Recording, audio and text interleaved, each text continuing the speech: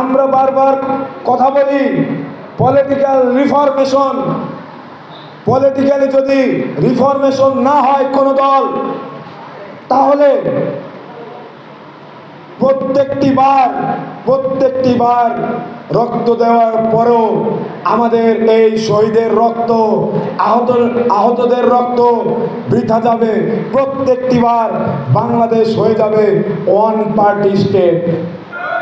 One party স্টেটের ফলাফল এটি। আমরা ছাত্র সমাজ বলতে চাই, আমরা বাংলাদেশে আর ওয়ান পার্টি স্টেট প্রতিষ্ঠিত হতে দেব না।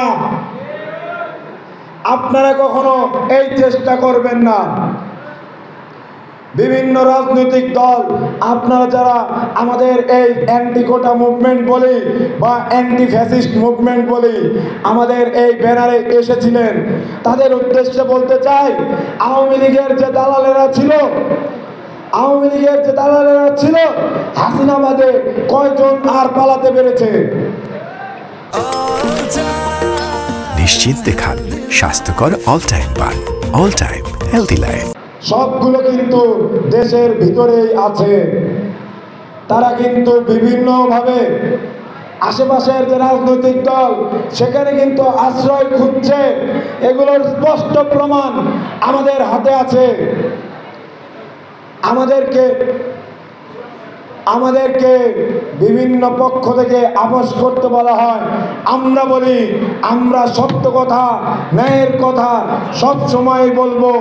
আমরা কারো সাথে আপোস করতে আসি নাই।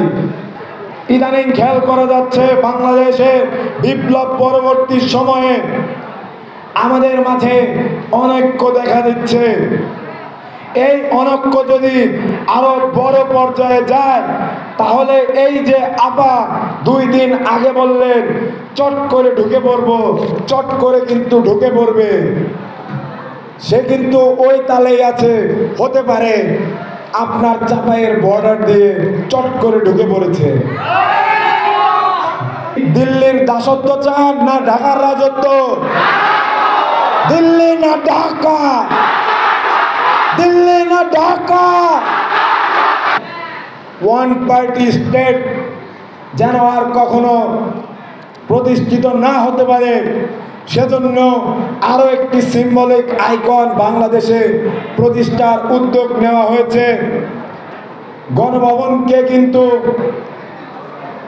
ইতিমধ্যে মিউজিয়ামে রূপান্তর করার সিদ্ধান্ত নেওয়া হয়েছে। কারণ যখনই বাংলাদেশ এক ব্যক্তিকেন্দ্রিক হয়ে যায়, তখনই আমরা দেখতে পাই আয়না ঘরের মতো চিত্র। বিগত 16 বছরে কত ভিন্ন মতের লোক আয়না ঘরে চলে গিয়েছে। বিগত 16 বছরে কত ভিন্ন মতের লোক গুম হয়ে শীতলক্ষার জলে ভেসে গিয়েছে, আমরা তার খবরও জানি না। আপনারা যদি ন্যূনতম লুপহোলস সৃষ্টি করেন, তাহলে কিন্তু আপা সত্যই চট করে ঢুকে পড়বে। সে কিন্তু তার কাজকর্ম বজায় রেখেছে।